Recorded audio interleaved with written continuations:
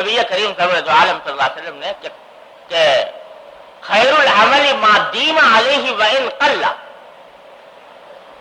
بہترین عمل وہ ہے جو پابندی سے کیا جائے چاہے وہ تھوڑا ہی کیوں نہ ہو.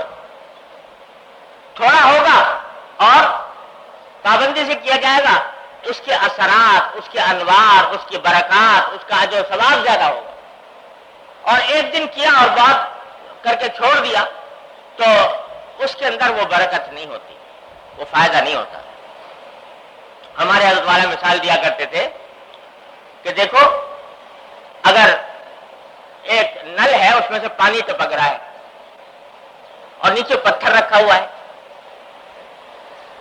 اگر اس نل کو ایک دم سے بہت تیز چھوڑو پانی اس میں سے اور چھوڑ کر تھوڑی دیر کے بعد اس کو بند کر دیا اور پھر چھوڑا پھر بند کر دیا تو پتھر پہ کچھ بھی اثر نہیں ہوگا. اور اگر ایک ایک قطرہ ٹپکتا رہے نل میں سے لیکن تب کے مسلسل بغیر وقفے کے ٹپک رہا ہے تو کچھ عرصے میں جا کر پتھر میں سوراخ کر دے گا وہ قطرہ. تو اسی طرح اگر ذکر تھوڑا ہو لیکن پابندی سے ہو تو وہ انسان کے قلب میں اللہ جل جلالہ کی محبت اس کے اندر سمانے کا ذریعہ بن جائے گا، دل میں سوراخ کر دے گا. اور اگر کبھی کیا کبھی نہیں کیا، کبھی چھوڑ دیا گنڈے دار، تو اس کے وہ اثرات نہیں ہوتے.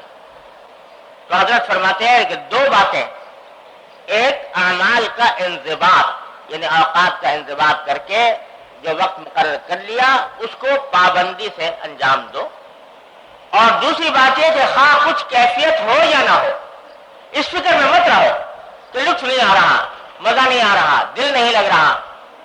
نہ لگے، لیکن تم اپنی طرف سے کام کیے جا رہے ہو اور اپنا جو وقت مقرر کیا ہے اس میں اس کو صرف کیے جا رہے ہو، تو اللہ تبارک و تعالیٰ انشاءاللہ اسی میں برکت عطا فرما دیں گے. اور فرمایا کہ یہی طریقہ ہے جمعیت حاصل ہونے کا. ایک بات جو اور ارشاد فرمائی اس میں وہ یہ ہے کہ آج کی زندگی ہو گئی ہے لوگوں کی مصروف، کچھ تو واقعی مصروف ہو گئی یا کچھ زبردستی ہم نے خامخواہ مصروف بنا رکھی ہے، لیکن ہو گئی ہے بہرحال مصروف. وقت کم ملتا ہے، کسی کو ملازمت پہ جانا ہے، کسی کو تجارت پہ جانا ہے، کسی کو اور پڑھنے کے لیے جانا ہے، تو اوقات ذرا کم ملتے ہیں.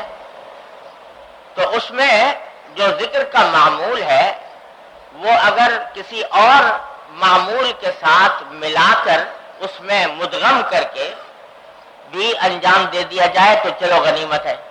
مثلا آدمی کو روز بس میں سفر کرنا پڑتا ہے یا گاڑی میں سفر کرنا پڑتا ہے اپنے گھر سے نکل کے یا کام پر جانے کے لیے.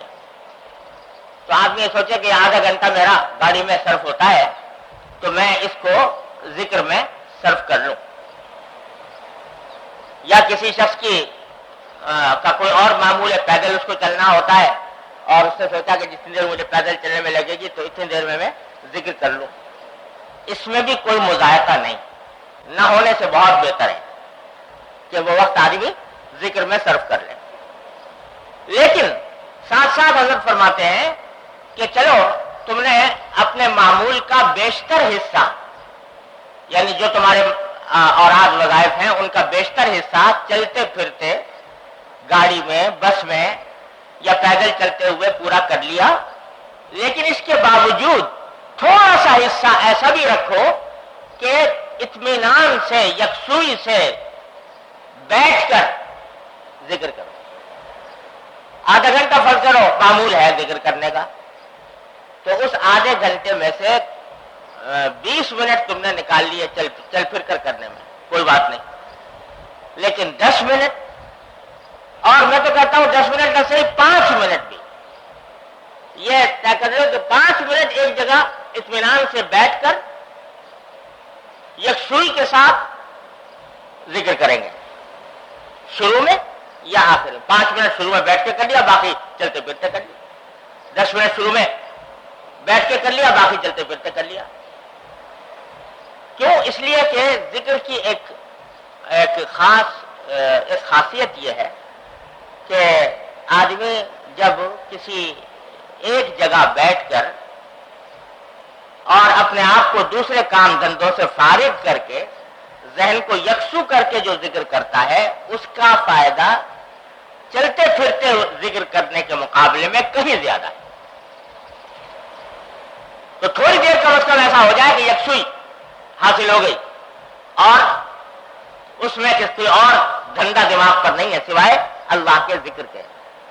تو یہ اگر اس طرح معمول بناؤ گے تو انشاءاللہ تعالی وہ ذکر کے انوار و برکات پورے حاصل ہوں گے.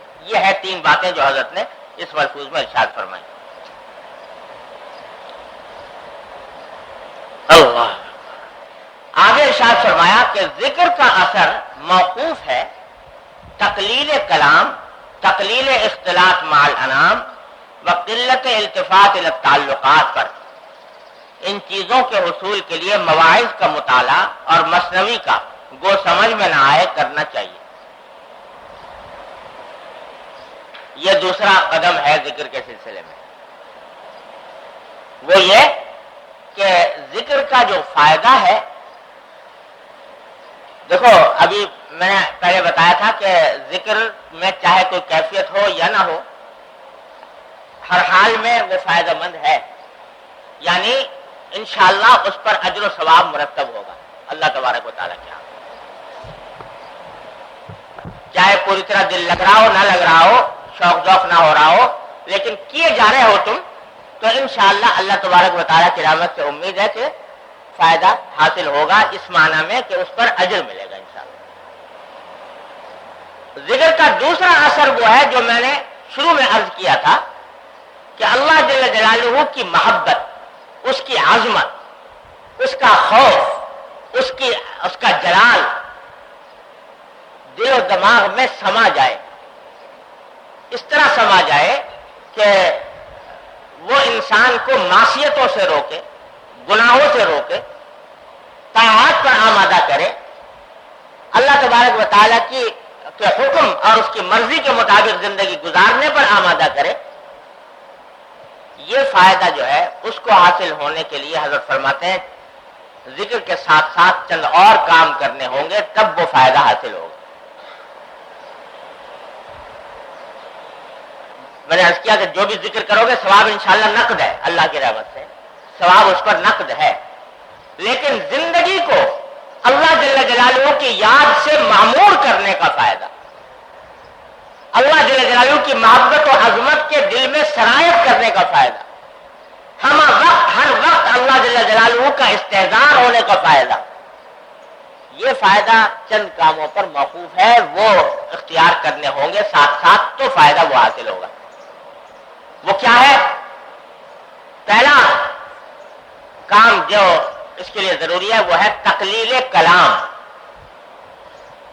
بات چیت کم کرنا، اپنی زبان کو قابو میں کرنا،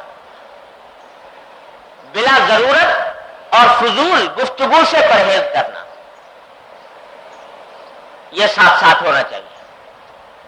اگر زبان بے تکان چل رہی ہے، رکنے کا نام نہیں لیتی، بے فائدہ باتیں ہو رہی ہیں، فضولیات بکی جا رہی ہیں، تو ساتھ ساتھ ذکر بھی ہو رہا ہے، تو اس ذکر کا پہلا فائدہ تو انشاءاللہ حاصل ہو جائے گا. لیکن دوسرا جو فائدہ میں عرض کر رہا ہوں کہ اللہ جل جلالہ کی یاد، اس کی محبت و عظمت اور جلال دل میں سما جائے، یہ فائدہ کثرت کلام کے ساتھ حاصل نہیں ہوگا. جب ذکر کر رہے ہیں اللہ تعالیٰ کا اور اپنی اصلاح منظور ہے تو زبان کو قابو میں کرنا ہوگا.